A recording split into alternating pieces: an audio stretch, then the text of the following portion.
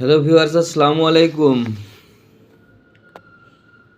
একটা নতুন ভিডিও নিয়ে আপনাদের সামনে হাজির হলাম। আমি খন্দকার ইসমাইল হোসেন। আপনারা দেখতে পাচ্ছেন এখানে 5টি ট্রেনের টিকিট আছে। আপনারা অনেকে জানেন আমি ইন্ডিয়াতে আছি। ইন্ডিয়ার বর্ধমান থেকে আজকে আমি কলকাতাতে আসছি, বাঘা যতীন। একটা টিকিট আমি আপনাদেরকে ভালো মতো দেখাই। এখানে বর্ধমান টু বাঘা যতীন, এখানে 124 কিলোমিটার। এখানে ভাড়ার বেলা দেখুন মাত্র 30 টাকা। 124 কিলোমিটার রাস্তা, মাত্র 30 টাকা ভাড়া প্রতিটায়, বর্ধমান থেকে বাঘা যতীন। তো আমার বাসা কুষ্টিয়াতে, কুষ্টিয়ার মিরপুরে। আমি সারা বাংলাদেশের তুলনা করব না। আমরা সাধারণত মিরপুর থেকে রাজশাহীতে গেলে, মিরপুর থেকে রাজশাহী সম্ভবত 80 থেকে 90 কিলোমিটারের ভিতরে পড়ে।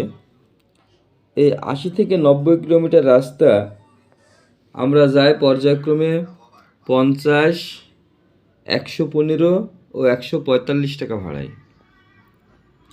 লোকাল গাড়ি 6 ঘন্টা টাইম লাগে, তাতে যাই আমরা 60 টাকা।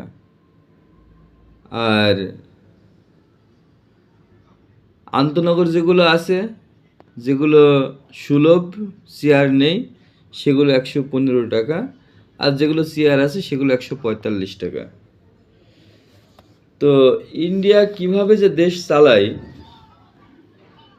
এদেশের রেলমন্ত্রী যে কিভাবে চালায় আর কিভাবে চলে, তা আমি বুঝে উঠতে পারছি না। আমার খুবই কষ্ট লাগলো আজকে শুনলাম যে আমাদের দেশে ভাড়া আবার 30% নাকি বাড়ছে। তো এই সাধারণ মানুষ কোথায় গিয়ে দাঁড়াবে, কার মুখের দিকে তাকাবে? তাই সরকারের কাছে অনুরোধ করছি, এবারকার ঈদে অন্তত পক্ষে ভাড়াটা সহনীয় রাখতে।